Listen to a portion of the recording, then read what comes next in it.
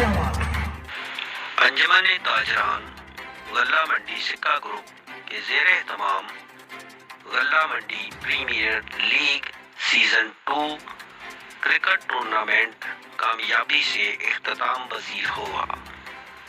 مرکزی تنظیم انجمن تاجران پاکستان کے سرپرست اعلیٰ خواجہ شاہد رزاق سکہ نے رانا محمد طیب سمیت تمام ٹیموں اور کھلاڑیوں کو مبارکباد پیش کی۔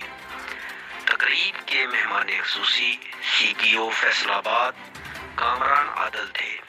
خصوصی شرکت Talal Chaudhry, secretary Chenab club Mehr Abdul Rauf, Mian Riaz Shahid, young traders registered city Faisalabad کے صدر ملک سہیل نیاز طور کے علاوہ یونس جمال، شیخ محسن، رائے ناصر نقشبندی، ملک ذوالفقار علی، محمد عباس اشرف ملک، زاہد مجید ملک، شیخ فرحان، رفیع اکرام، محمد امین ملک، شاہد مجید ملک سمیت دیگر معززین نے شرکت کی۔ اختتام پر جیتنے والی ٹیم میں انعامات تقسیم کیے گئے۔